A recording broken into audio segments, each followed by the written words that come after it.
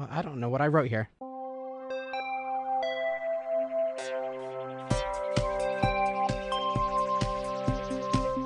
Welcome back to the Escape Podcast, a podcast that your mother would approve of. I am Brandon. And I'm Josh.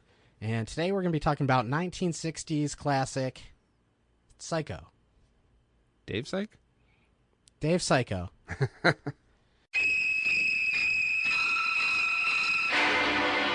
Here we have a quiet little motel, when in fact it has now become known as the scene of the crime. You have a vacancy? Oh, we have 12 vacancies. You know, this is the first place that looks like it's hiding from the world. I think that we're all in our private traps. Is anyone at home? Oh, that must be my mother. Is anything wrong?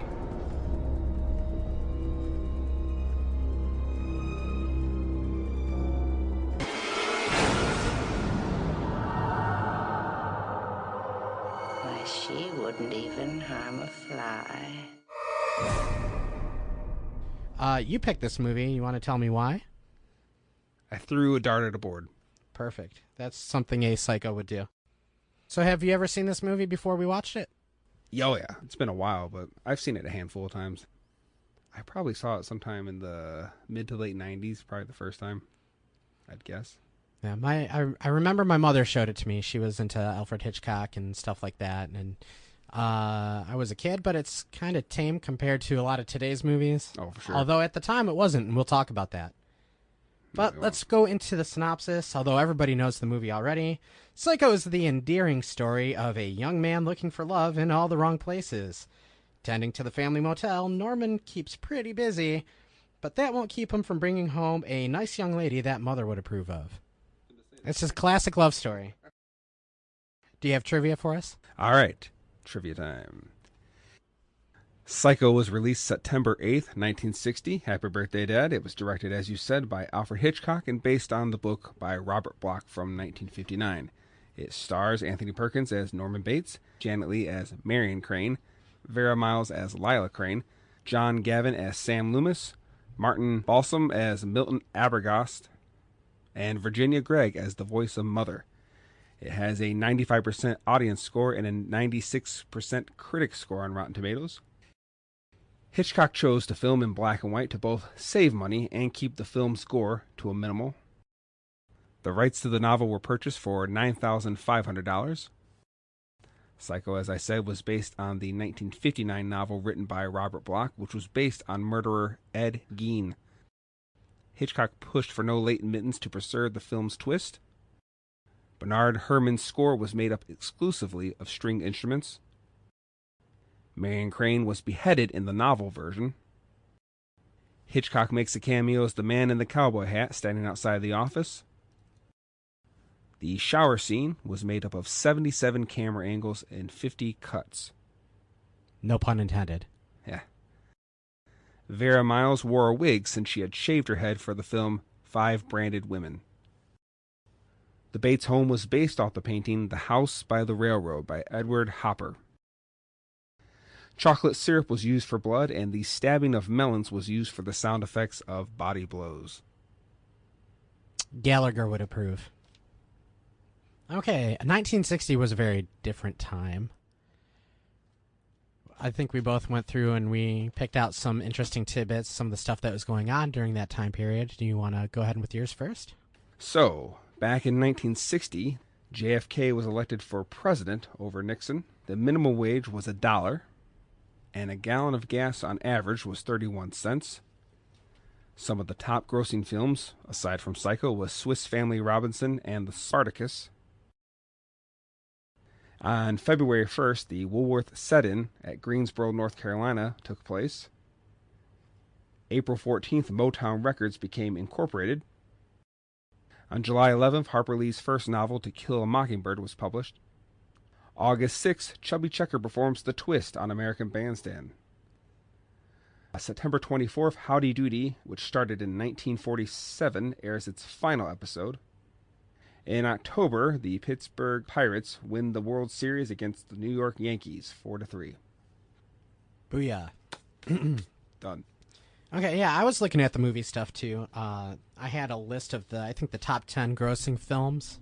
Lay it on me. Of that year, and Psycho is actually number 2, and it made $9.1 million. Spartacus was number 1, and it made $14 million. A classic whodunit. I adjusted those for inflation just to give people an idea. So Psycho would have made $92 million today, and Spartacus would have made $141.5. The difference there is that Spartacus was a huge budget. It had a gigantic budget. So 85% of what it made went to repaying its budget, whereas Psycho, they went far and above. What they made covered, what they made, 8.5% basically was what the budget was. Was it, I was going to say, was Psycho's budget only $1 million or just under $1 million? It was like... $808,000 according to this, and adjusted for inflation is $8.16 million. Okay. So, yeah, they did pretty good. The other movies I put on the list that were notable were Swiss Family Robinson was number 4, and the original Ocean's 11 was number 9 on the list at $5.5 million. Okay. In 1960s money. TV, let's see. The Bugs Bunny show launched. Popeye the Sailor Man launched. And the mentionable top 20 TV shows. I don't have all of them listed here because we don't have time for that. Ain't nobody got time for that. But going from the lowest rated to the highest, you had the Red Skelton Show, the Flintstones, Bonanza, Perry Mason, which is kind of funny because the guy that played Perry Mason was in Rear Window. He was the guy that was living across the way. Raymond Burr? I think so. Ed Sullivan, My Three Sons, Dennis the Menace, Jack Benny, Candid Camera, The Price is Right, Andy Griffith at number 4. Number 1 was Gunsmoke.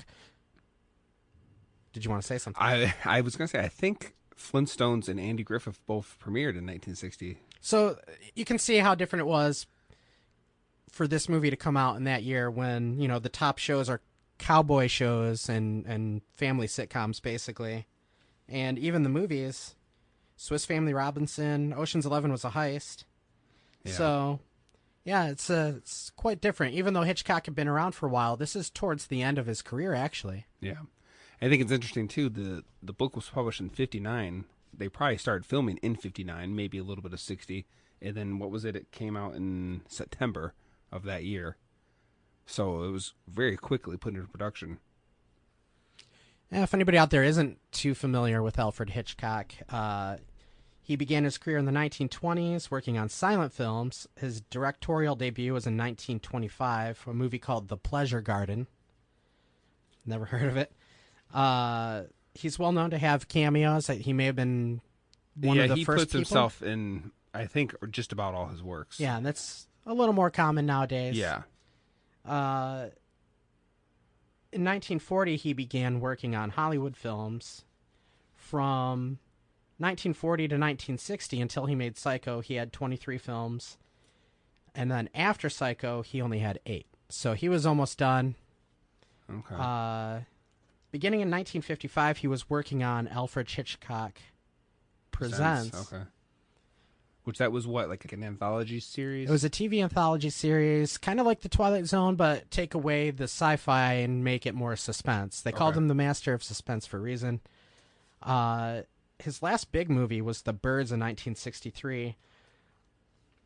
The Writers Guild of America ranked Alfred Hitchcock Presents at number 79 on their list of 101 best written TV series, tied with Monty Python's Flying Circus, Star Trek, The Next Generation, and Upstairs Downstairs, which I don't know what that is. Alfred Hitchcock Presents, was that the one where he walks into his drawn out silhouette at the beginning? His silhouette walks, yeah. Well, yeah, it's like outline of him. There's an outline of him. His silhouette walks out and matches up to it. The theme song too. I Yeah. used to have that on vinyl. I used to have this double record thing of famous TV themes, and that was one of them. Do you still have it? Probably somewhere. Oh, I'd like to listen to it. Do you have a record player? Where's Dave? All right. 2 hours and 10 minutes away. Woo-hoo. Let's give everybody his address. Psycho had a low budget and was filmed in black and white using his television crew from Alfred Hitchcock Presents, which is interesting. Upon initial release, it received mixed reviews and was considered controversial. Mm-hmm. But after it became a huge hit, and like once the audience started seeing it and started making a lot of money, all of a sudden the reviews started to be more and more positive. Today it's considered one of his best movies, if not his best movie. I'm still partial to Rear Window. I recently rewatched Rear Window. It is good, but I think I probably like Psycho a little more. Okay.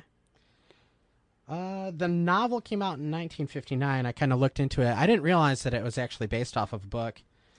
The infamous killer Ed Gein was arrested for the murders of two women in 1957. Police searched his home and found furniture, silverware, and clothing made of human skin and body parts. Now, he was the guy that Hannibal Lecter and Leatherface were also based off of, right? Yeah, there's a lot of movies and books and like basically anything with a serial killer in it now is at least partially based on him or was inspired by his story. Psychiatrists actually theorized that he wanted to make a woman suit so he could pretend to be his dead mother, who had been described as a domineering Puritan.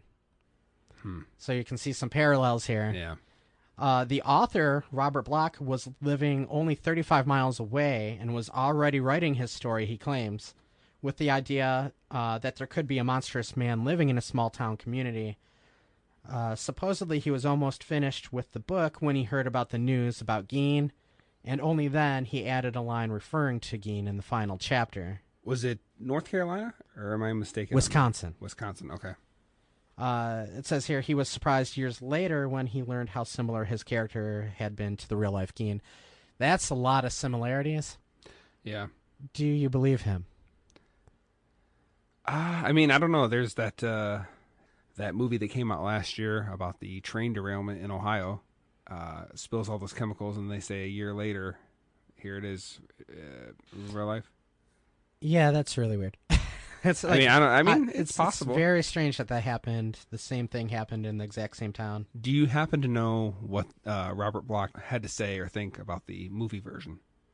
I didn't write that down. I in just my wondered. notes. No big deal. But I was thinking about it, and it's like, yeah, sometimes that kind of thing happens, though, where it's almost like there's an idea that's floating around in the ether, and then it just happens to hit in multiple places at once. Like movies, for example, sometimes you'll get, we had Ants in A Bug's Life at the same time, right? Deep Impact and Armageddon. Yeah, it happens a lot. Now, I know that they said Hitchcock hired one of his lackeys to go buy as many copies of the Psycho book to try to keep the ending from being, he didn't want as many people to read it. I don't know if that story is true or not, but that's what I heard. I like it. I'm going to just assume that it is. That's hilarious. Well, there's a lot of hilarity or interesting things, especially around like the marketing of this movie, and we can kind of start to head into that territory a little. So I had brought up William Castle, and you said you weren't super familiar with him. You recently watched Matinee. No, I wanted to rewatch it. Oh, okay. You wanted to rewatch it. Well, it's kind of like John Goodman's character in that movie, where it's a long time ago. Exploitation movies were on the rise, cheap B movies. And in that movie, what was it? Mant, yes. Half man, half ant. So in that movie, if you remember, like he's spending a lot of time at this theater just trying to set it up for his movie. So he'd go to like town to town, getting everything prepared to make a more interactive experience for the audience. Mm-hmm. He'd hire actors and set up props and stuff to pop out in the movie. That's William Castle. He did that back in the day. I meant to look up more about him, but I kind of ran out of time. But I believe it was, the 50s-ish. And he would do things. I believe The Tingler was one of his big ones. You've heard of The Tingler? I don't think so. Now, if I remember right, the story is supposed to be that feeling that you get creeping up your spine when you're getting like freaked out a little bit, like chills. Yeah, that is a monster called the Tingler. Ooh. And the only way to keep it from killing you is by screaming. So if you feel that sensation, you have to scream. Yes. Okay. So that's what the movie is about. And he would go around and he'd rig up like the seats at the theater to have like a buzzer in the back or some kind of like small electric So really, shock. though, he could only do that to one theater. I mean, I highly doubt he was able to coordinate multiple theaters to. Well, between matinee and the stories about William Castle, it makes me think that either he had a team or it was a thing where like he would playing in this theater only for 3 nights this weekend. Almost like a carnival coming to your town. Yeah. Okay. And I'm sure the movies are trash and the gimmick would have added to it back then, but now wouldn't mean anything to anybody. But I think the idea of it is really cool, more interactive experience. I think that would be interesting to go see a movie like that. Yeah, the closest thing we would have now is 3D, and a lot of people are iffy on that. I've never liked 3D. I think it's cool. My biggest problem with it is I wear glasses, and they don't make 3D glasses for people that have glasses already. Yeah. Or at least not my experience. So, with Psycho, they kind of did a little bit of that marketing. Apparently, there were very strict no spoiler policies in place that included absolutely no admitting anyone once the movie started. Supposedly, police were on hand at some theaters to enforce the rules. Lobbies had ads and audio from Alfred Hitchcock encouraging audiences to arrive on time and not spoil the movie for others. How could he get the police to do that? Like, you think they would have more important things to do than... They probably, like, as a publicity thing, either hired fake cops, a fake cop, or just had, like, the neighborhood, like, hey, Tommy, come stand in our theater for a little bit while we premiere this movie. Yeah. Paramount produced videos, and this is like, because I thought maybe it was just half jokey, but apparently Paramount produced videos with testimonials encouraging theater owners to stick to the policies. Ad campaigns were launched asking viewers to keep the story a secret. Mm-hmm. The actors weren't allowed to know the ending, and neither was the studio. Nothing was screened for studio executives or critics. They weren't allowed to see the movie at all. Manuals were handed out to the audience warning of possible health issues such as heart attack from watching the movie. And some places even employed real nurses to be on standby in case anybody had a health issue. Okay. And apparently, the marketing must have worked because everybody went to go see the movie. Right. I don't know if anybody actually didn't spoil it, but the idea that the movie's so secretive and so shocking is just makes you want to see it more. Yeah, for sure. Which is really an interesting way to do that. I wonder if that was the first big time that somebody tried to do something like that. Yeah. It's like, you remember that movie, oh man, probably 5 or 6 years ago now, the Interview or something like it was James Franco. Yeah, and then Netflix bought it eventually. Yeah, but because it was banned because of all the stuff that was going on with North Korea. Yeah. It was like it got canceled. Yeah, he was apparently so mad about it, or the North Koreans were so mad about it. It was like, yeah, it almost made a movie that I wouldn't normally care to see. Almost like, okay, what's so big? What are they doing? Yeah, they hate us because they ain't us. Yes. So, that created a lot of buzz. Controversy. I've heard it said before, controversy creates cash. And sometimes it's true. There's no such thing as bad publicity. Don't get racist. Bad publicity. Yeah. But I'm sure this caused quite a stir. And it's kind of funny that he was doing these B-movie techniques, and at the same time, he had already filmed in color times. Right. But he decided to go black and white and keep it cheap and use his television studio. Well, heck, wasn't Gone with the Wind came out in, was it 39? And it was in Technicolor, but still color. Mm-hmm. Yeah. So. But I wonder if maybe part of Alfred Hitchcock kind of took a look around at like the rising exploitation and like the B movie, like the rise of the B movie, drive-in stuff. And it's like, I could do that, but better. Right. And then went ahead and made his own version. Yeah. Just a thought. I don't have much else to say about the making of the movie. Do you? No, I can't think of anything right now. Well, pretty interesting. Alfred Hitchcock is great. So let's start with the movie. It opens up with a great score, I think. I think the score of this movie is terrific. It stands out a lot. Actually, I've heard it a lot throughout my lifetime, even though I had seen Psycho once before when I was a kid. But like through various TV shows and movies and stuff, they would actually borrow the score and reuse it. And I never realized that I was hearing the Psycho score over and over again. Yeah, I don't think, okay, if you were to have asked me, like, if we didn't watch this recently, because like I said, it's been a few years since I've seen this movie, how does the Psycho score go? I don't know if I could remember it.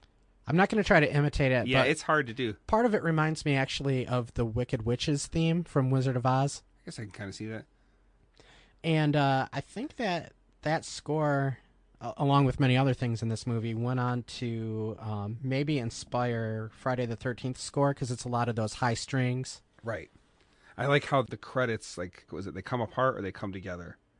You know, like where it's like as if something's shredding them. Yeah. You know? Yeah, but it's like lines. A very stylized opening, and I don't know how often they were doing that at that time, but I know it wasn't too much longer after that the James Bond series would kick off, becoming very well known for their openings like that. The first one was just a bunch of like dots and stuff, but eventually they started doing the silhouette stuff. Other movies around that time were using like cartoons and stuff during the opening credits. An example would be the Pink Panther. Right. So yeah, I mean, that's a very cool thing to do, I think. The movie takes place in Phoenix, Arizona, or at least it begins there. Yeah, I thought it was odd how specific they were. Okay, fine, they want to tell us the city.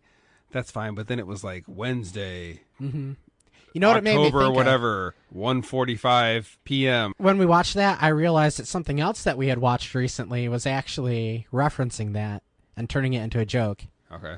Fletch? No, we watched Monster in the Closet, and they kept going very specific on like what time it was and what day it was, and like right down to like the second. Yeah, that didn't make sense to me. I mean, that's what it was. Yeah. They were just referencing Psycho. Yeah.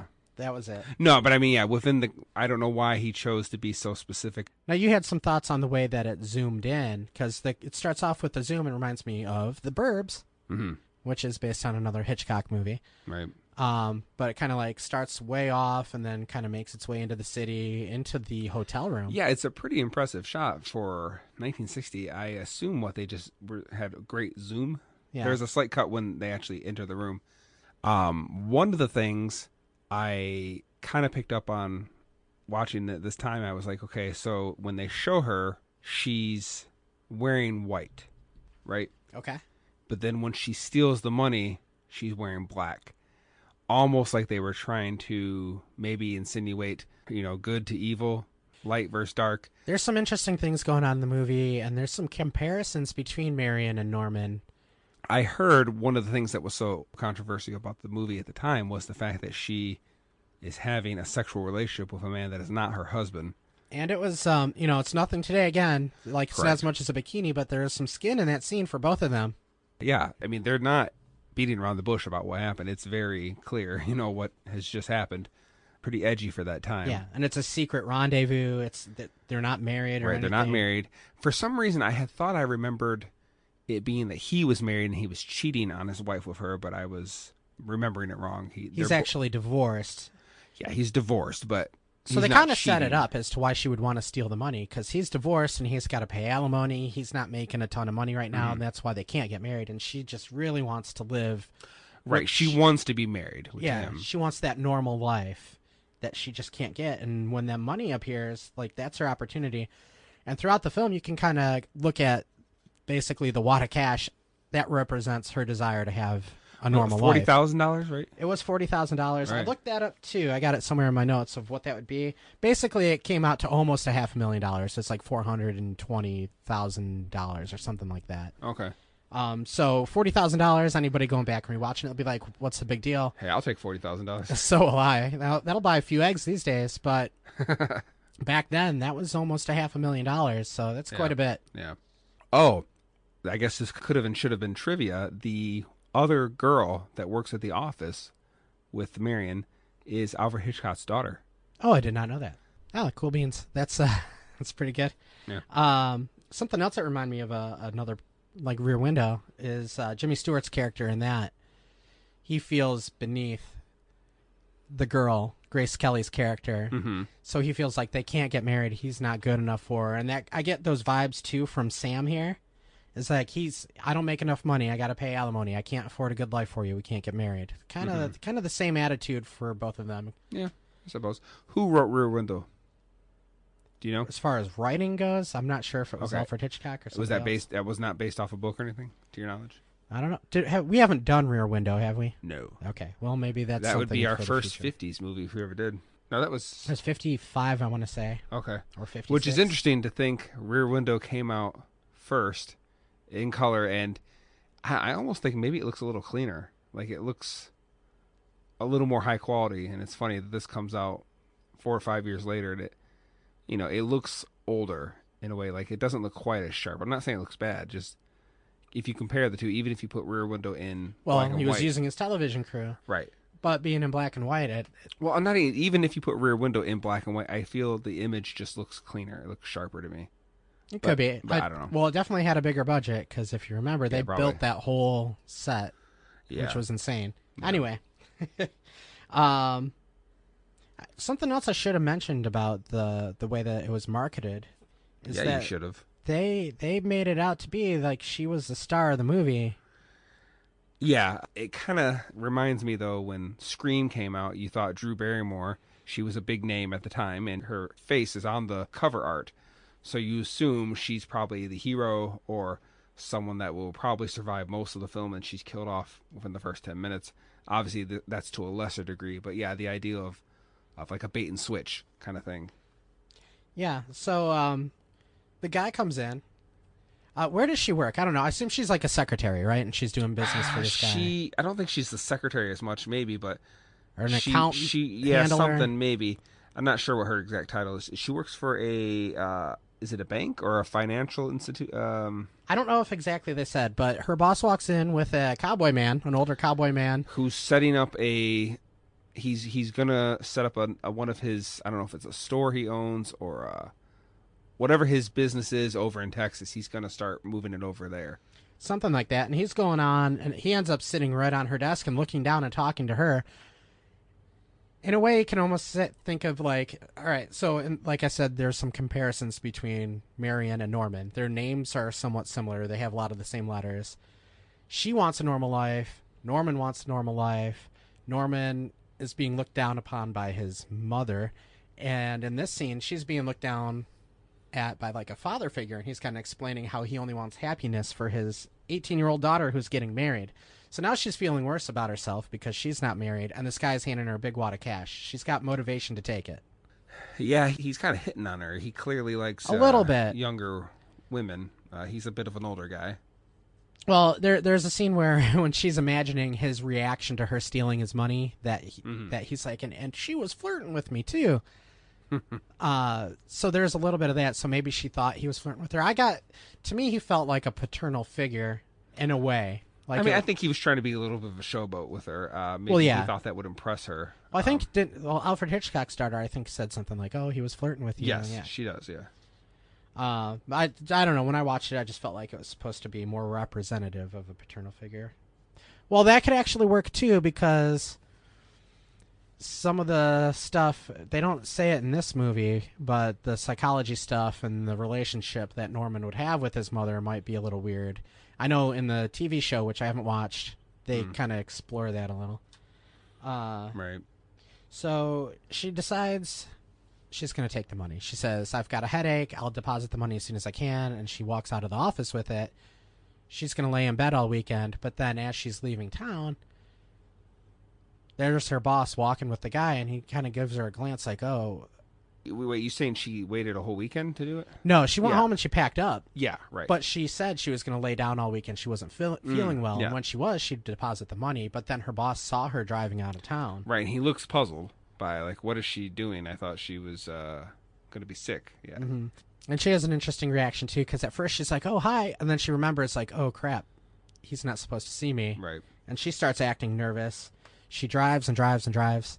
She ends up falling asleep on the side of the road. And a policeman comes and, checks up on her to find out what's going on. But she starts acting suspicious pretty quickly. Now that I think about it, the way that she reacts, Norman reacts a lot of the same way, too. Because at first he's kind of chill and calm. He comes off as like an innocent, like a charming young man who's maybe just a little bit nervous or shy. But then he starts messing up and gets real nervous as soon as anybody questions him. Well, she does the same thing with this cop on her way out of town. Well, yeah, I mean, I guess she knows she could potentially get in trouble. Norman... She doesn't hide it very well. Right.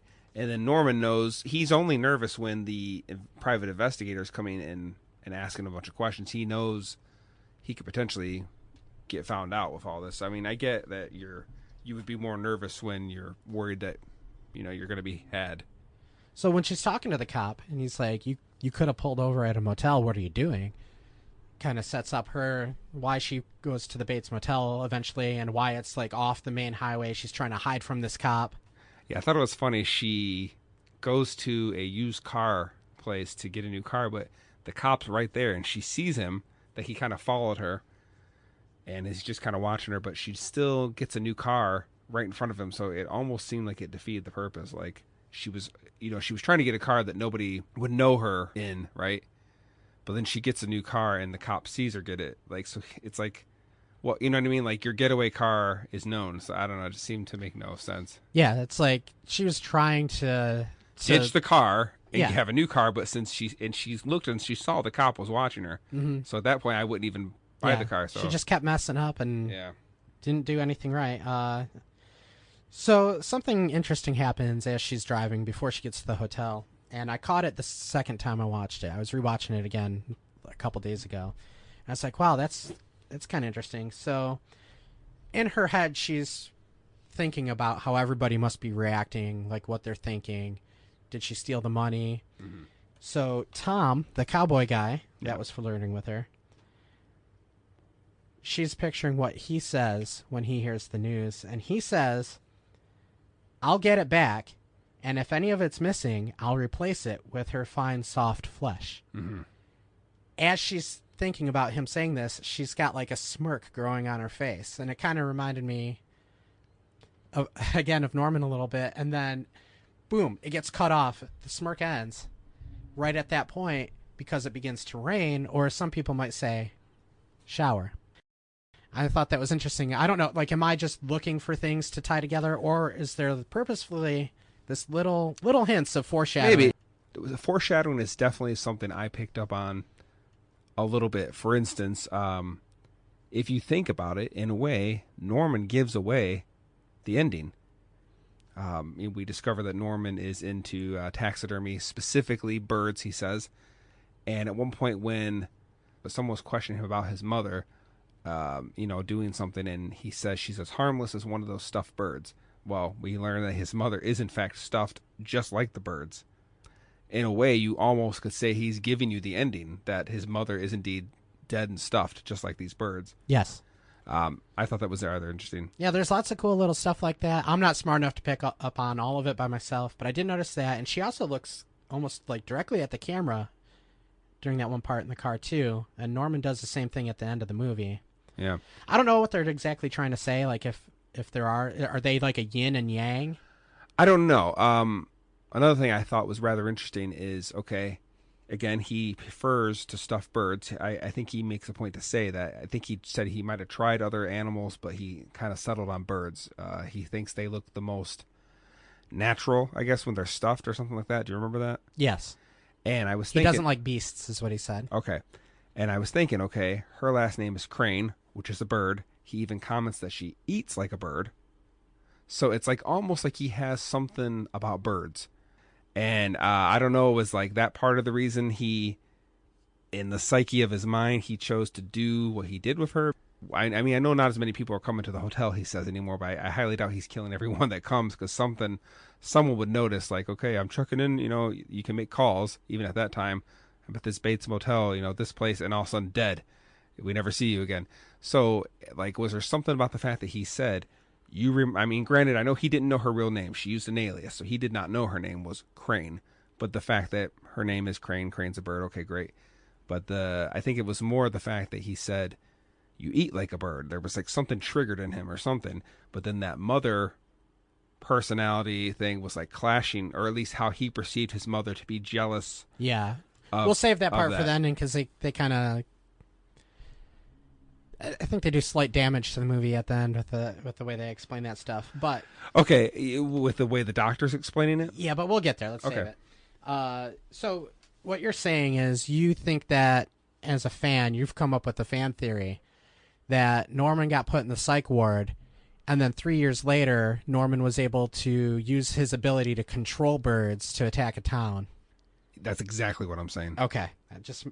Yes, exactly. I'm glad you connected the dots on that. There we go. I didn't want to just say it, but... And that could be a thing. I bet somebody out there has said that. So when she gets to the hotel, we don't see Norman right away. He's not even down there, but we do see Mother in the window walking around. And it's kind of interesting because, granted, I highly doubt most people would have thought, I bet you it's really him. But it's cool the way it toys with you. You hear a voice. You don't think, oh, that he's hearing two voices in his head. You think, oh, there is someone else in the house. You see her sitting in the window or walking around the window. He carries her downstairs to hide her. So all these things play with you that it is, in fact, someone else in the house. Kind of like, in a way, 10 Cloverfield Lane. The first time I watched it, first you think John Goodman's character, Howard, he's a nut. But then you would hear these loud noises and crazy stuff would happen. You would start almost to suspect that, hey, he's onto something. He's not so crazy after all. But then something else would happen that, it keeps kind of toying with you. But this one, it's pretty straightforward. You hear a voice, you see a figure, he's carrying her, he's interacting with her. Well, I can see a little bit of Norman in John Goodman's performance there because, like I was saying earlier, Anthony Perkins, he did an amazing job in this movie. I don't think I've seen him in anything else. Yeah, you have. I have? The Black Hole, 1979. Oh, you were right. We covered that one too. We did. I completely forgot. Now, here's something I found out. He did not film the shower scene. Supposedly, he was in another state finishing up one of his on-stage thing. He was not even there at that point in time. Some people say that Hitchcock actually wanted to have doubles for the mother scenes where you see her in action to further disguise. In fact, I think they said it was a woman who did that. Well, I don't know about that. The shower stabbing scene, that was actually a woman. But that makes sense if he was trying to hide the ending in different parts from the actors because he didn't themselves. want her to appear too tall or too, manly. Yes. Though I would say maybe the person dressed as Mother in that shower scene did seem to maybe have a bigger frame than he does because he's very wiry. Yeah, he's very tall and thin. He kind of, and I don't mean this in a disrespectful way, kind of has that Goofy, if Goofy was a real person, very tall and slender. I'm not saying he is Goofy, but like he just has a very tall, slender build. He reminds me a lot, especially because we decided to go ahead and watch Psycho 2 as well. We did. So the older version of Anthony Perkins especially really reminds me of Roddy McDowall. Was he also in the Black Hole? He was a robot. He was the voice. Roddy McDowall, that's English guy, right? Yes. Yeah, he did the voice of the Planet of the Apes and Vincent, I think, the robot. Yeah, their looks are similar. They have that same wiry look. I would have to see Roddy McDowall. I can't picture him. Their acting style is somewhat similar, not exactly the same. Yeah. But it's enough to where if you saw one day and then a few years later you watched the others movie, you'd be like, oh, I remember that guy. Yeah. But, the shower scene, the way that this movie is filmed, the shower scene is a great example. They were very careful the way that they filmed that. It's kind of impressive. They do a few shots looking straight down, and you see nothing magically. There's close-up shots of different things, arms in the way, at the right timing. Like, yeah, you don't... The camera's in the exact right position at the exact right times to where they aren't making it obvious that they're trying to hide stuff, but you never see anything. Right, because the whole goal of that scene is it's not to exploit her. And that would be really the second shock of the movie, too, because we opened up with them in bed together. So for that audience, it was shocking to see that. Now, here she is in the shower. Holy crap. Right, and usually in movies, the hero will make it through the whole adventure or barely. So you would assume going in, she's the main character. She's going to barely survive this thing, And another thing about the way that they position the camera, I'd be interesting to see exactly how they did it. I don't know if I'm overthinking it, but there's a couple of scenes where the camera is looking like straight up at the shower and the water is coming towards the camera. Yeah, I read about that. So the way they did that, it was a special shower head that sprayed out. So the center of it was aiming around the lens. That's how they did that. Lots of cool cinematography in this movie. The lighting all throughout the movie is really good. There are times where the shadows are used perfectly. Most of the time, when you see Norman, he's kind of, like you're saying, a goofball. There's the one scene, though, later on when Marion's boyfriend is there looking for what was the guy's, the private investigator, Milton? Yeah. He's Abergast. looking, yeah. Well, yeah, I wasn't saying he was goofy. I was just saying he had the frame of goofy as He's boyish. He's boyish. He's thin. He doesn't look like somebody that would be able to do this stuff. But then there's that one scene where he can hear. He's down at the swamp where he keeps dumping bodies, and he can hear Marion's boyfriend out there searching for the private eye. Milton. And the way that it is lit, he's in the shadows, and he just turns, and he's got death in his eyes, and he looks scary in that scene. Well, I mean, even early on, they show that he's not innocent. I mean, you kind of when he's reaching for the keys he's going to give her, and he's like, he goes over here, and then, no, I think I'll put her in number one, because obviously that's the one he had the peephole on. I feel like it was pretty obvious that he was something. Like, maybe you don't think he is the killer, but there's something a little off about him. Yeah. So they have that scene you mentioned it a second ago in the parlor with all the stuffed birds and stuff. This is right before, there was another scene earlier in the office when she was talking to the dude. Mm-hmm. When she's having the imagination in her head of what they would say, one of the other things he said was, she sat there right the whole time while we were talking and came up with the plan to steal my money. And it made me think later on in the parlor, like, that's when he came up with the plan to go ahead and do what he did. Well, another I don't know. parallel. See, I took it as more, okay, obviously we know smiling and being nice. He killed his mother, yeah, obviously. But part of him had some remorse over that, so his mind created a separate person. Yeah, that's what they say at the end. Of what he assumed how his mother would behave.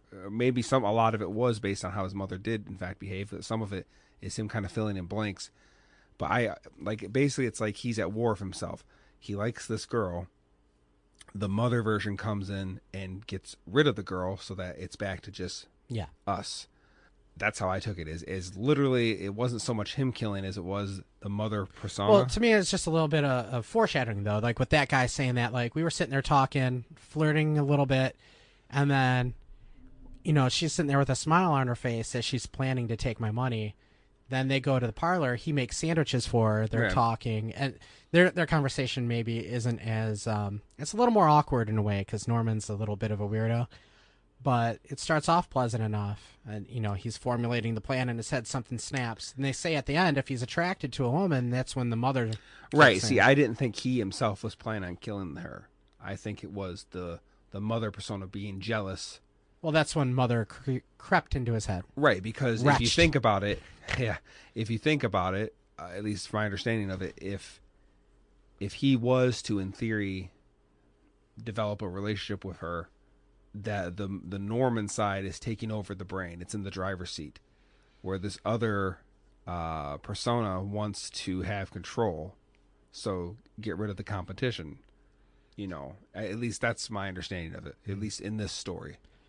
And her motel room is right next to the parlor. Right. He picks that one. Took her money, which I said, to me, I felt like that the money represented her normal life to her, right?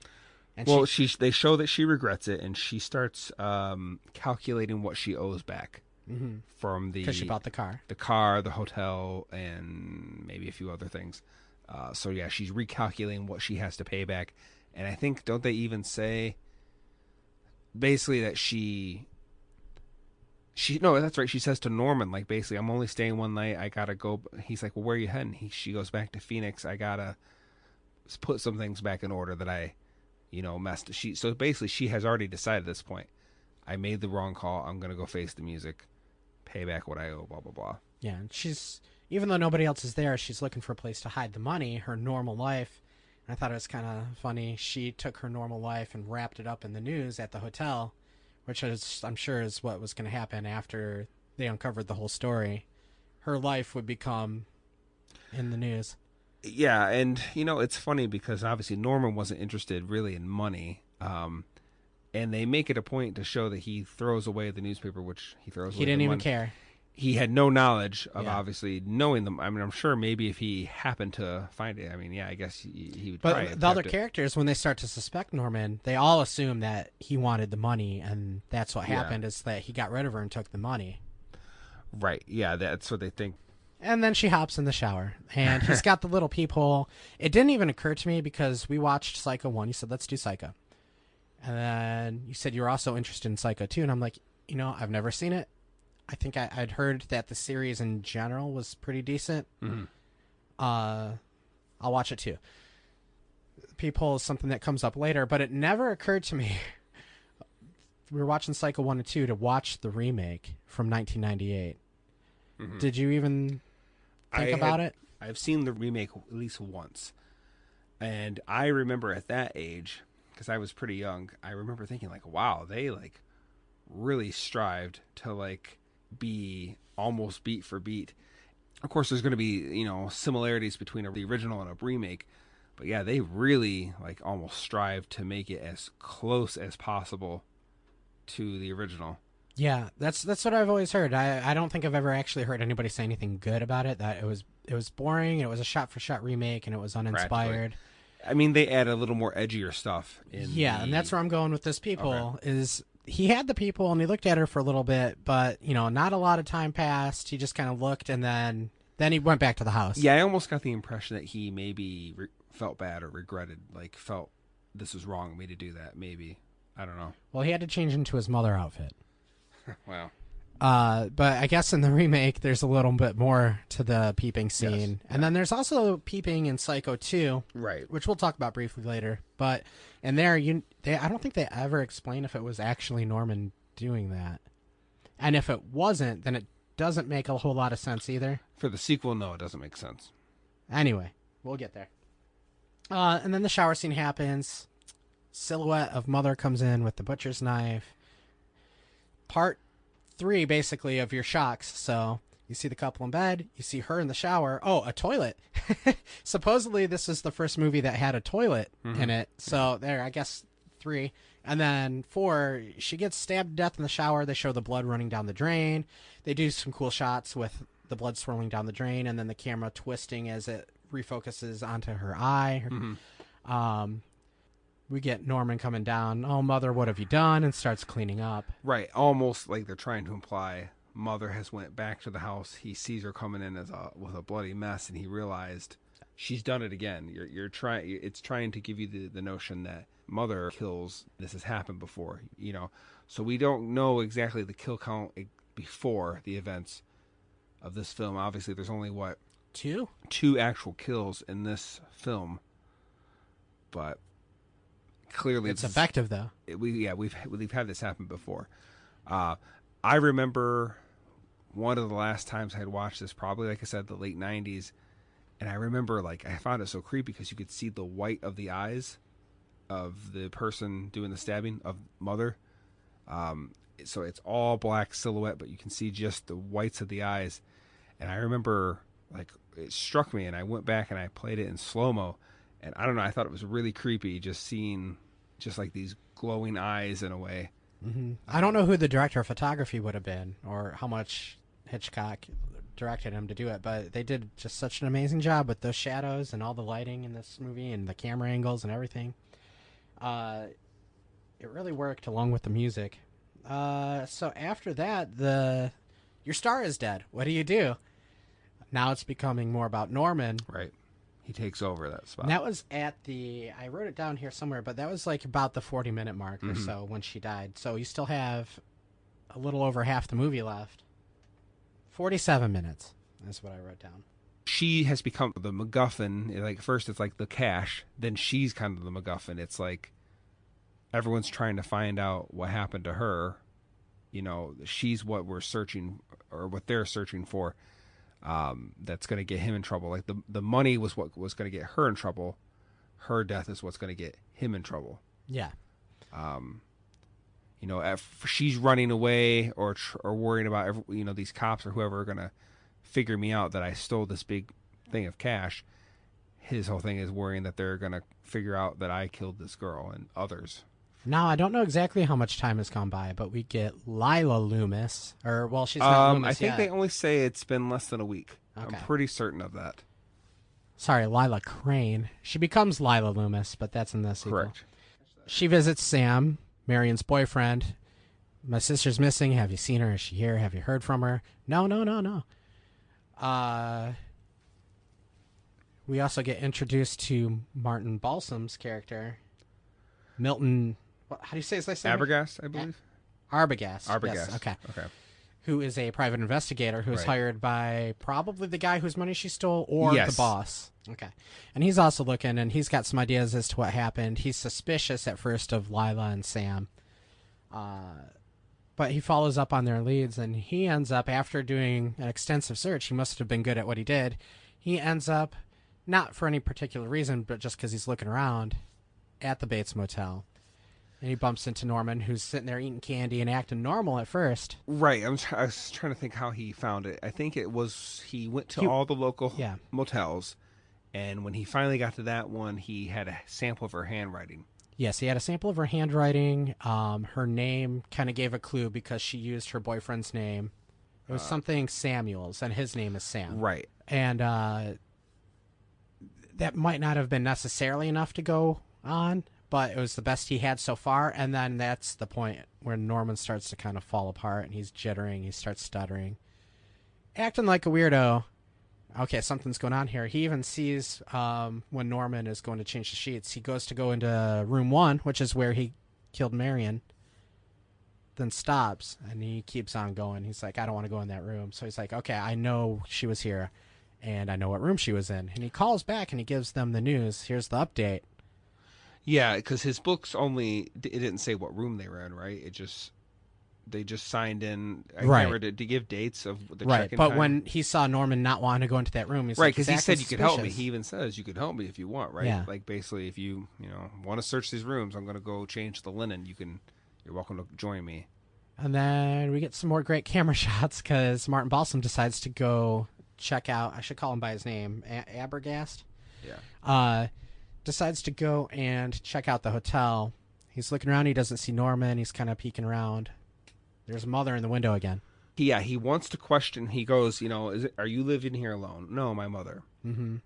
Well, maybe she saw her or something. Or how is it? Yeah, he's like something about, I made her food, and he starts to think, well, maybe your mother might have missed something or might have caught something that, you're missing.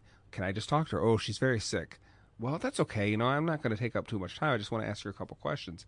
No. So he thinks that there's really this elderly mother living up there that he just wants to talk to, that this guy's just being weirdly overprotective with, but obviously he never fully, well, I don't know, I guess in that it happened so fast he never got to realize what was really going on. He just sees a figure rushing at you with a knife. You're going to be in shock.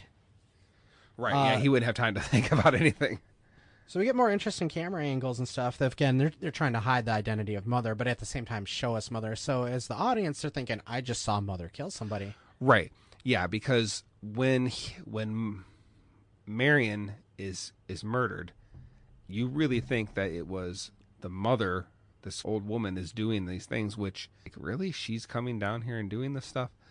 And you get the impression that he's had to clean up the crime scene for her, his mother, so he's like, you would think an accessory, like mom's killing people, the son has to clean up after her. So he's like guilty for that, We get the overhead shot when Milton is going upstairs. He's looking for either Norman or Mother to talk to, probably Mother. He starts walking upstairs, gets to the top. She rushes him, but the camera has that overhead bird's eye view. Mm-hmm. Yeah, I wondered about that, if that was also kind of a wink. Is that a reference to a bird? Yeah, like a bird, like the raven. They use that shot twice. Edgar Allan Poe. Like, it makes me think of where they talk about the raven sets up and he looks down at him, down at the floor. Like, I don't know if that's what they were going for or what, but well, if Mother was as harmless as a bird, she's a bird. Now you're getting a bird's eye view as she's killing people. And obviously it helps hide the face. It's yes. the best way to... And it doesn't also really give you the correct idea of the height. Because I feel like even if they would have shot it from behind, we're seeing the back of that person. You wouldn't expect an old lady to be that big. Right. You would probably see... But if he's standing at the edge of the stairs, maybe his foot isn't all the way up, and then he gets stabbed, he's going to fall backwards, which is what he did. And that scene looks a little funny, the way that they filmed it. Yeah, it looks like what they did. I could be wrong with the King Kong, where they would animate the dinosaurs. They would put up a big screen. They would hide the edges with foliage and shoot the camera behind it, and then have the actor stand in front of basically the rear projection. Yeah, I almost feel like that's what they're doing, because to get him to fall backwards, I think he's literally they filmed the camera moving down the stairs and then put it on a screen behind him, and he's like falling backwards. That's I guess possible. I didn't get the impression of that, but it is possible. I thought maybe they had him like on a chair, some kind of thing that slid down the stairs. Could be. But they did a good job with editing, because you see like him basically on the stairs falling off at the end, the way they cut it. Mm-hmm. And then they do show that Mother comes down to finish the job, because he really only got a couple slashes on the face, and then there's the probably falling, at least a broken ankle. Yeah, there's the falling down the stairs, but it was actually her coming down and finishing the job. Multiple they fade stabs. out. They fade out. You don't see any blood on the knife or anything No. like that, but it still is pretty gruesome the way that they do it, and the noises. Yeah, they didn't the Gallagher shy away sounds. from that. You know. They showed a lot. So another shocking movie all around, because they weren't that blatant with the murder, because there's been stuff like we keep bringing up Rear Window, probably because that's the one we know best, the other Alfred Hitchcock movie that we know best. There's murder in that, but they never show anything. Now they do make some grisly comments, but that's them speculating and right, yeah. But they never actually show anything. In this, they almost show it, and it's pretty crazy. So, again, a body gets dumped into the swamp. Do they show him do the car thing again? He may have, because he's down there when they come looking for the private investigator, and he's just hanging out in the swamp. But they don't show it back at the hotel. So the swamp is pretty close, or it on must his property, be right behind the motel. or something, or behind the house itself, maybe. We didn't really talk about the house and the way that it's all laid out, with the motel down at the road, but then the house is up on this giant hill almost. Right. So I think they say, is it in this film that his mother was married, to his father. Father passes away. Mother remarries. And the guy that essentially his stepfather convinces her to build a motel, right, on the land by the road, right? Was it in this film? I believe so. We don't know if Norman murdered his father because he was jealous, but I'm under the impression that he murdered his stepfather. And so I'm thinking, okay, he wanted his mother to himself, right? He kills possibly maybe his own father, we don't know, to get Mother alone, but Mother remarries. He kills the stepfather, but he also killed her, right? I think it's later kind of revealed that he kills both of them, the mother? stepfather and the mother. Yeah, at the end they make it. They say, well, okay, so the next scene we get the private investigator dead, and then Lila and Sam all right, well, we're gonna go looking for him now. We're onto something. They visit the local sheriff or judge. Yeah, it was the local sheriff, and they start trying to figure out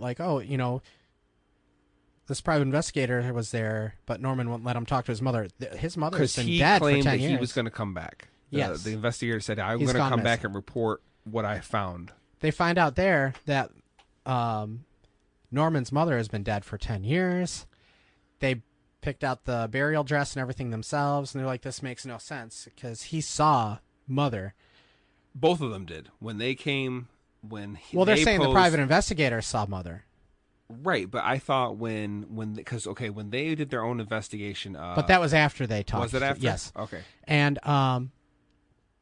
they're like, something weird's going on here. We'll go check it out ourselves. But yeah, they mentioned that Mother's up in the window. Mother's supposed to have been dead for 10 years. They say it was a murder-suicide, that Mother's boyfriend, she found out he had actually been married the whole time, so she killed him, then killed herself. But then at the end of the movie, they say, well, Norman did it. He killed them both.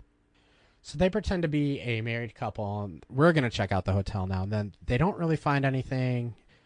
The biggest clue they find, they find two. They find a ripped up, where she was writing out the figures, and she ripped it up and threw it in the toilet. One little speck of paper landed on the floor with her handwriting. So they found that. Remember, he puts it in his wallet. And the other thing he notices that the shower curtain is gone in this particular room. and probably figures, to Wrap up the body. which is exactly what he does. And then the part I find interesting is he says, okay, I'm going to distract him down here. You can go up, she's like, I can handle an elderly woman, surely. So she goes up there and she finds Norman's room. Norman lives in this little almost like broom closet of a room. And there was one part that I really was puzzled by, and I was love to kind of know, is they show she goes into Norman's room and she sees, I don't know, maybe like a little train, it's like a kid's room. Little kid's room, yeah. She sees a stuffed animal rabbit or something like that, and then she sees a book, and she opens up the book, and I don't think they show the title of the book or who wrote it, but she looks creeped, and I thought, what is in this book? And I would love to know if it was drawings of something, if it was a personal diary or something. Maybe he admitted to wanting to get rid of the. Maybe he admitted to the murders. They never say, but it does seem like she is scared, or has realized. I feel like epiphany. I could easily put together. She opens up the book. She's got that scared look on her face, and then you cut to when the secretary is going through the book in American Psycho, and it's just like it starts off normal, but then it's all drawings of like women getting stabbed and stuff. I can't even remember that part. I've only seen that one time with you. There's a chance that might be a reference to the movie. Yeah, I was just thinking, okay, was it maybe doodles about taxidermy and then showing the taxidermy of a human being? Something bad. They didn't show it. It was something, but yeah, it was something big. I wonder if there's a part that got cut. Maybe. Pun. But yeah, and I don't know about you, but I almost felt bad for Norman in a way. The way that what's his name, Sam, was treating Norman, like he was being kind of mean to him, and Norman was being nice to them at first. And I know, like, he suspects he killed his girlfriend. Yeah, he shouldn't be nice to him, but it's weird the way it comes off. I Norman didn't feel bad for Norman. No, at times Norman is almost sympathetic. I did not feel that way toward it. I'm not saying. What about in the second one?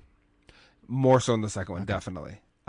Yes, because he's kind of painted more as, he's almost a victim of this, his own, there's a war in his head. So yeah, I could see him much more sympathetic. Plus, it's like he's kind of paid some dues. He's made some progress. So yeah, I can definitely feel bad for him a little bit in the second one, but not in the first one so much. So while he's distracting Norman, we get also a view into the mother's room, which looks immaculate. Yeah, and it's got that imprint in the bed, which is weird. Like, I highly doubt that woman weighed much. I thought it was so weird that it was like a perfect imprint of the way she... A little overdone. But if she'd been laying there for 10 years, I don't know. Yeah, I don't know. Yeah, I mean, it's almost like a seated position. So, like, obviously he had her sitting in the chair a lot. Then maybe he moved her to the bed, like put her, like almost like a little girl would put her dolly in bed and, tuck We didn't her in. watch Masters of Horror episode. We watched Dear Woman, right? We did. There was another one, and it starred Norm from Cheers, George Wendt. It was called Family, and he's kind of like that, where he wants a family and he kills people, but then he puts like their bones back together and dresses them up like his family. Right. Is it comical? Yeah, it's Somewhat. a dark comedy. Yeah. It's also John Landis, same as Dear Woman. Okay. But anyway, yeah, he moves that skeleton around or whatever, the mummy. Well, I don't know what you want to call it. It's like emaciated. I mean, I could almost see where you could classify as a mummy. Yeah, we see, she's mother's voice is yelling at him. I don't want to go down in the basement. We see him put her down there. And I believe she says, like, not again. Like, I won't be driven out of my own room or something like that. So that makes you think there has been a few close calls, at least once before, where he had to hide her. Yeah, maybe he had some company over and he couldn't stop him or whatever. But this time she's on her way downstairs. She sees Norman coming because Norman figures what's up. What's up? He notices the guy is trying to distract him. The guy becomes more blunt about his accusations, Sam, and he cans Sam over the head with a vase or something like that. Yeah, he realizes by this point that, where's that girl you came in with? Yes. And he knows, obviously, she's going to get up there and find out that, whatever. So, yeah, he's trying to get to her before she can, He just heads hits him upstairs. over the head. She heads downstairs. She's like, what's down here? Mrs. Bates? Well, yeah, first she just kind of hides at the yeah, stairs. like almost like she was gonna just like once he went upstairs, just get out of the house. But yeah, she ends up because what is it? They think that possibly he's tied some woman Lila. up. Wait, no, I'm sorry, Marion could possibly be or the mother. They because they don't know yet. They still think that possibly the mother is alive and he faked her death. right. Yeah, and of course you open that room and the perfect little light on a wire where it swings and throws shadows around, and of course we see Mother seemingly being held hostage. She slowly turns around, and that's probably the last shocking moment of the movie. Well, to a degree, I mean, I feel like some people might have been confused. I don't even know in 1960 would people have thought. I don't know. Dead? I feel like he's doing it. And then he runs in her dress. He's wearing the wig. It's obviously him this time. Yeah. So I feel like people would have to put it together. Well, I couldn't make it out, but I read that he's saying, "I Norman Bates" when he comes in. Really? I didn't hear it. That's what they say. He's saying something. He screams something. I could never make out like what he's. That's weird. Almost like he's trying But to he fight looks Mother. like he's like happy and he's excited. You know who he looks like in that scene? He reminds me of Janos. Yeah, I never got that vibe, but I mean, he looks like he's having fun, which is creepy. Well, he's completely like living up to the name of the movie in that scene. Yeah. And they grab him. Sam saves her. Right, nick of time, he's able to. And then we get the big explanation. I don't know if we needed it, like you're saying. Would the audience have gotten it back then? I feel like nowadays, like I personally didn't have a problem with that. As a kid, I felt like I kind of understood what happened. Right, but also you're from a generation that Right. has seen more stuff of this caliber. That was probably a very unknown type of thing. Crazy twist. Or Well, I mean, I'm sure the ideas of psychology split, of it. yeah, the psychology, split personalities. That was probably very unknown to the general public. I didn't have a problem. I know some people say they thought that was the weakest part of the film.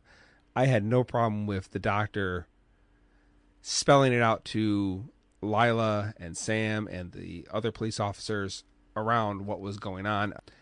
And it also kind of lets you know, too, that it wasn't like a sexual thing. Because, like, I think some people might have, so like he wants to be a woman.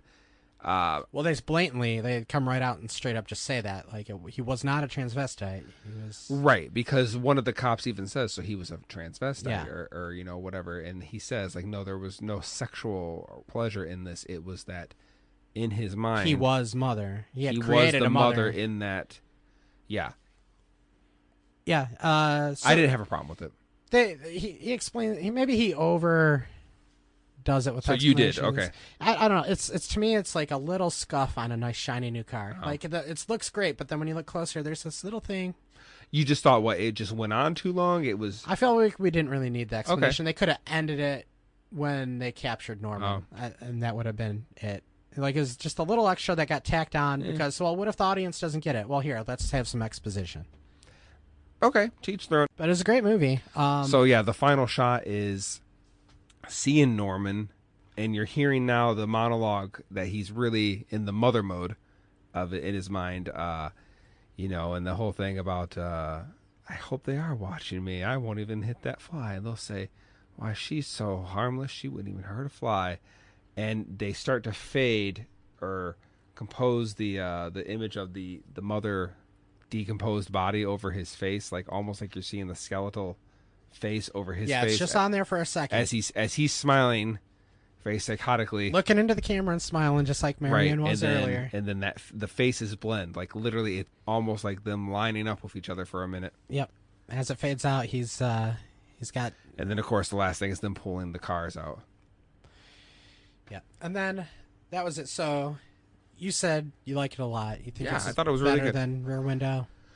Yeah, out of those two, I'm not knocking Rear Window at all. I just like this movie a lot. I would give it an A. I thought it was really good. When I was a kid, I loved Alfred Hitchcock Presents. I don't remember a lot of it now. Yeah. Nick at Night doesn't show old stuff anymore. I think like the oldest thing they show is like George Lopez or something at the moment.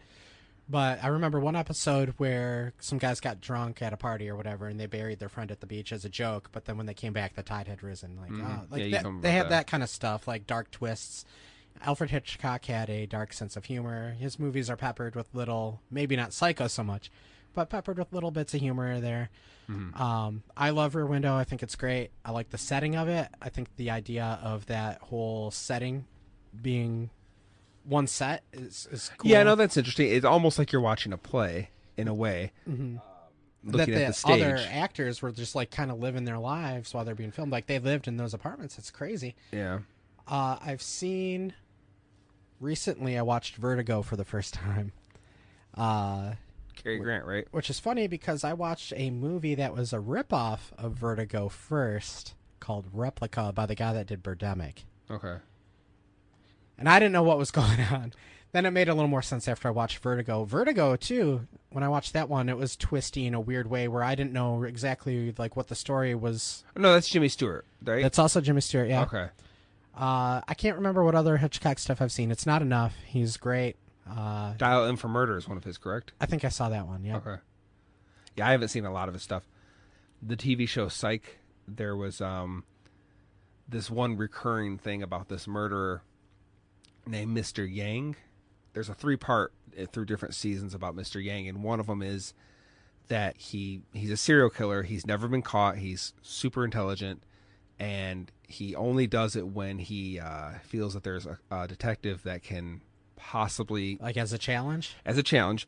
And one of the things he does is he sets up this elaborate thing referencing Hitchcock films. So like all the murders, all the clues, like he would murder someone and set them up in a way that mirrors a Hitchcock film, not just Psycho, but like Vertigo. There's references all over the episode, and it's the middle of the Yin Yang trilogy of there's 3 episodes that do that, and that's considered the best one. And it was pretty good. As far as Psycho and pop culture goes, the shower scene and the music during that scene are like 2 of the most parodied things ever. Like you can watch 1,000 movies and catch it. I remember like Garth in Wayne's World doing that.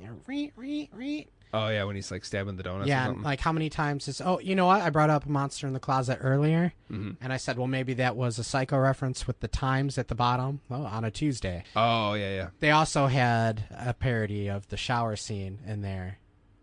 Right. Yeah, because the husband keeps coming back. Yeah, Do you want this? Do you want that? You can see it. It's been on so many TV shows and so many movies. They reference it. It's a very referenced movie. Psycho 2, I had never seen any of the sequels. I finally saw Psycho 2 recently. Yeah. I saw that one at a younger age, too, because I remembered some things. I was a little off on some of the other things, but I remembered the whole thing is now he's out. He served many years in the institution. He's deemed as sane or healed. I assume that it takes place about 23 years after that one because I think they exactly movie... say that. Okay, because this came out in 83. Yeah, I'm pretty sure they even say like, oh, however many years ago this thing happened. Yeah, and at that point in time, the landscape has changed quite a bit, partially thanks to Psycho. 79, I believe, was Halloween, which is really like the king of the slashers at that time, and it kind of created this huge boom. So there were slasher movies all over the place. Friday the 13th had come out, and I feel like there's some references to Psycho in that as well. In Halloween, one of the characters' name is Loomis. Okay. Sam Loomis in Psycho. Right. I assume that it's a reference. Could be. So things had changed quite a bit, and one of the pleasant things about this movie is though it was kind of a slasher, it was more of an intelligent one. They didn't really go out of the way to do all the tropes that were starting to take place. It didn't take place at a summer camp. Yeah. They I feel like maybe the studio forced them to do this, but they were forced to put in a couple of pothead kids. Oh, yeah. But, I don't think they died. Well, the boy did, actually. Correct. So there's a thing here or there that shows you, like, yeah, it's the 1983, but other than that, it's a really good follow-up, I feel, to the first it was movie. not bad. I'm trying to remember if I've seen any of the other ones. I remembered the ending, more or less, because I remembered, I was just trying to figure out, though, why was there a shovel in the kitchen? Because I knew it was a shovel. Don't give it away. If you haven't seen Psycho 2 and you like the first one, definitely see the second one. If you're interested in slasher movies, then you'll probably like it, but that shovel ending... had me cracking up. I did not see that coming. I thought that was hilarious. So let's see. So technically you have the book, the 1960 film. You have 2, 3, and 4, which 4 was TV.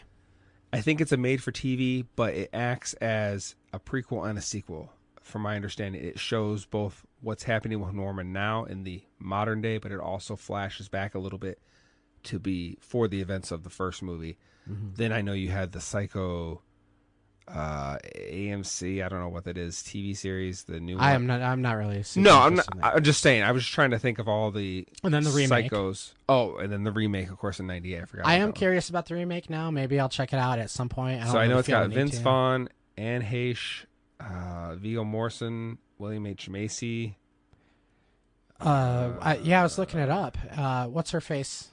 Julianne Moore? Yes, Julianne Moore. That would be probably the sister, I'm guessing. Yeah, what's her name? Ida? Iris? Lila, I believe. Lila Loomis. In the second one, anyway. She ends up marrying Sam. Yeah, I don't think I caught that was her name in the second one. Yeah, it took me a second to figure it all out, but there's a lot of cool stuff. They play some misdirection a little bit with the characters. The younger girl in the movie ended up being pretty interesting. In the sequel? In the sequel, in Psycho 2, and they made her character really fleshed out and three-dimensional.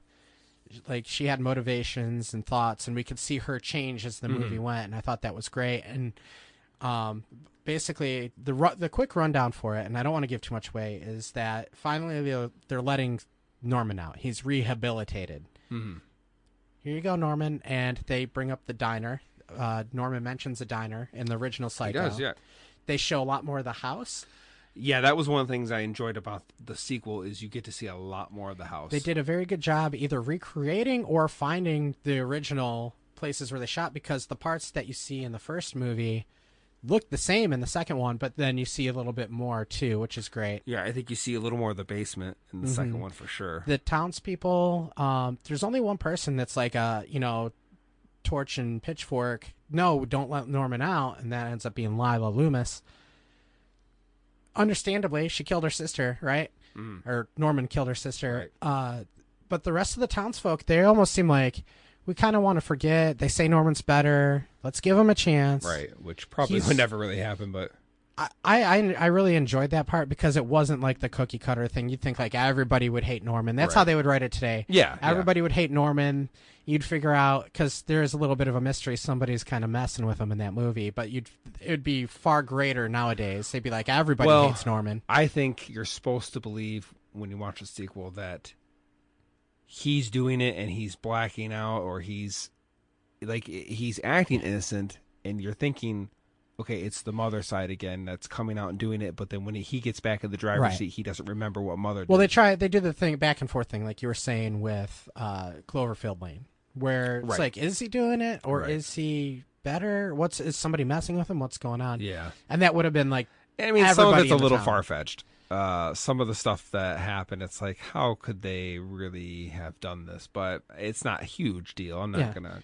I really liked it a lot, and it was more intelligent and more well done. And I heard at the time it was considered, people were upset about them trying to do a sequel to Psycho. They apparently was like, how could you're going to ruin it's like kind of how we feel about everything else that's remade now or sequelized now. People were mad about it apparently at the time.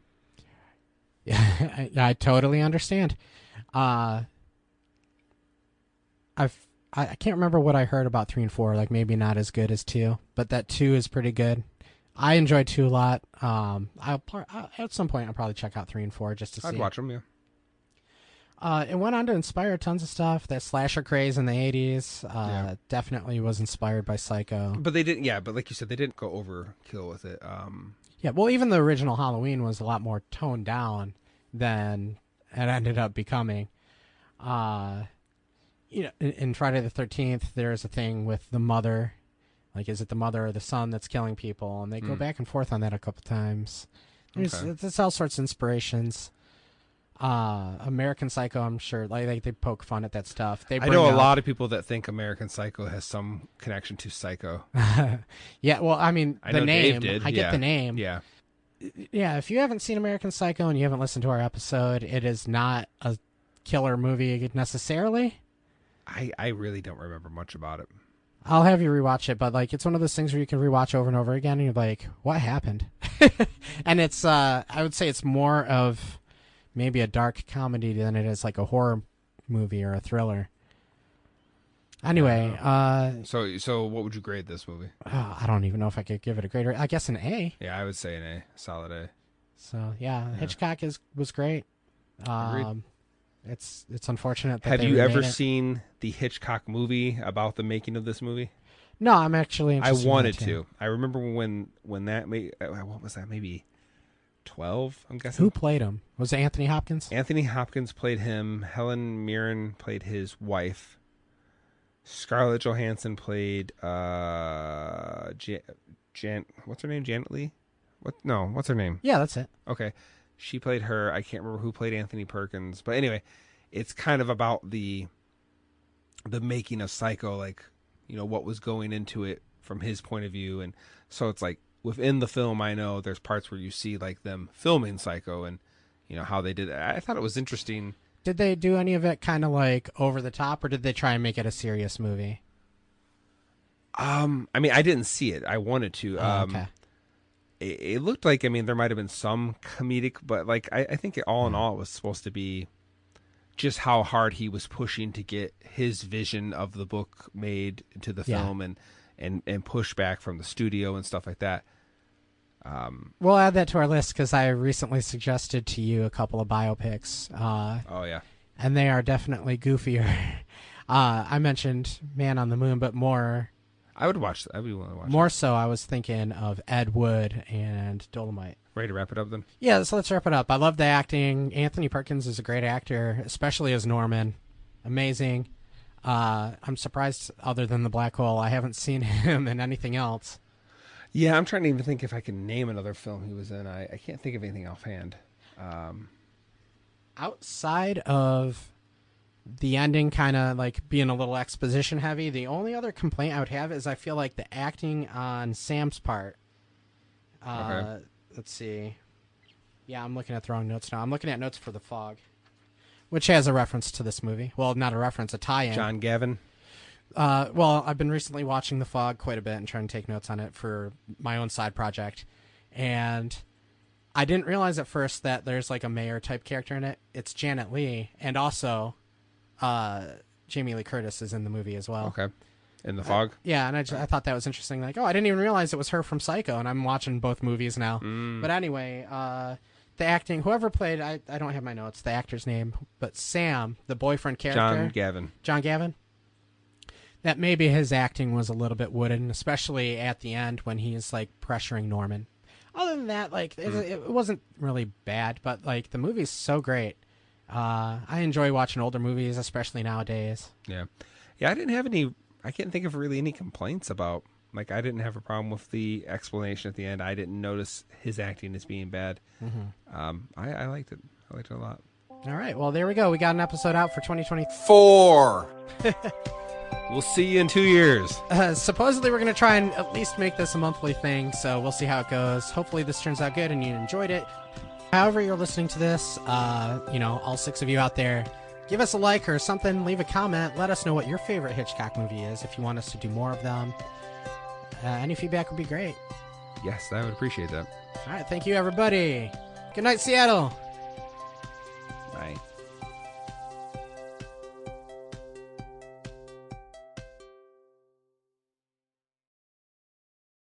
I mean, I don't have anything on me. Like a bullhorn? Yeah. That works. Yes, you should definitely do that. Okay. All right.